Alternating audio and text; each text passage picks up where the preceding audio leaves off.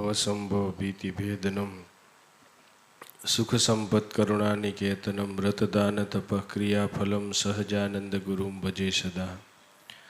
इष्टदेव भगवान स्वामीनारायण, सभाમાં ઉપસ્થિત સમગ્ર મહોત્સવના આયોજક પ્રેરક વક્તાશ્રી સ્વામિનારાયણ સંપ્રદાયના ઘરેણા સમા પરમ પૂજ્ય સદગુરુ નિત્ય સ્વરૂપદાસજી સ્વામી,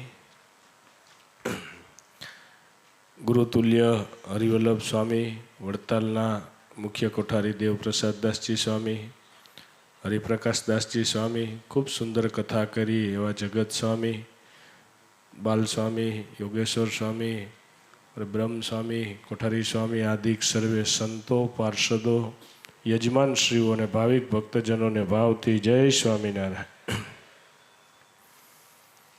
ખૂબ સુંદર ઉત્સવનો પ્રારંભ થયો છે। ચરણારવિંદનો ઉત્સવ મહારાજે હજારો ચરણારવિંદો પાડ્યા હશે, પરંતુ આવો ચરણારવિંદનો ઉત્સવ સંપ્રદાયમાં પહેલા વહેલો ઉજવાઈ રહ્યો છે એવા સમર્થ સ્વામીના માર્ગદર્શન નીચે ઉજવાઈ રહ્યો છે। ભક્તજનો, સંપ્રદાયમાં ઉત્સવો તો ઘણા થાય, પરંતુ કેવા નિમિત્તથી ઉત્સવ થાય છે બહુ અગત્યનું છે, અને કોણ ઉત્સવ કરે છે એ પણ બહુ અગત્યની વાત છે।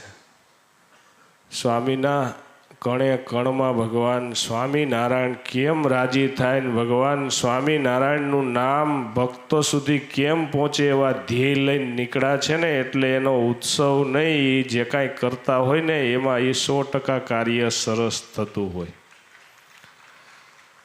મહારાજે 29ના વચનામૃતમાં લખ્યું છે, જે ભક્તનું ચિત્ત ભગવાનમાં આસક્ત થયું હોય તેના કેવા લક્ષણો હોય। મહારાજ કે માર્ગે કરીને ચાલીને થાકી ગયા હોય, શરીરમાં ઊભું થવાની પણ તાકાત ન હોય ને એવા સમયમાં જો કોઈ ભગવાનની વાતનો પ્રસંગ નિસરે ને તો જાણીએ જે એકે ગાવ ચાલ્યો નથી એવો સમર્થ થકો એ ભગવાનની કથા વાર્તા કરવા સાંભળવામાં તત્પર થઈ જાય એવા લક્ષણો પૂજ્ય સ્વામીમાં આપણને દેખાય છે। અત્યારે સમાજમાં એક મોદી સાહેબ ક્યારેય થાકતા નથી અને આપણા સંપ્રદાયમાં નિત્ય સ્વરૂપ સ્વામી ક્યારેય થાકતા નથી, તેનો બે નમૂનો દ્રષ્ટાંત છે। આજે કન્ટિન્યુ આટલા દિવસો સુધી ઘર સભા હોય, એક પણ દિવસ ઘર સભા પડે નહીં, અને છતાંય શરીરમાં થાક જેવું નામ નહીં। એ ભગવાન સ્વામિનારાયણનો પ્રતાપ છે।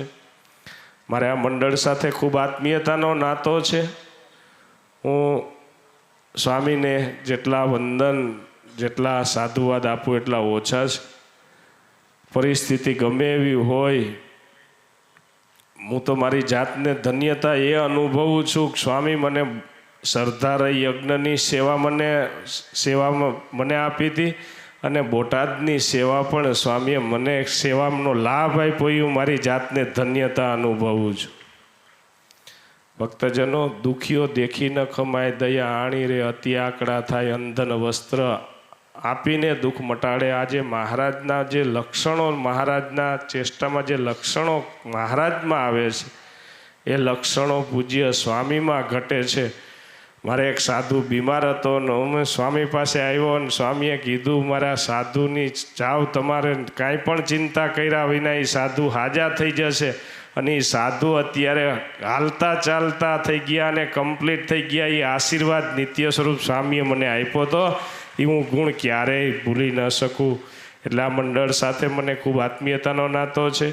ભગવાનને પ્રાર્થના કરીએ, આપણા તો બહુ મોટા ભાગ્ય છે કે આપણને આવા અવસરમાં આપણો જન્મ થયો, આવા સત્પુરુષની સાથે આપણો જન્મ થયો, એ જ આપણા મોટા ભાગ્ય છે।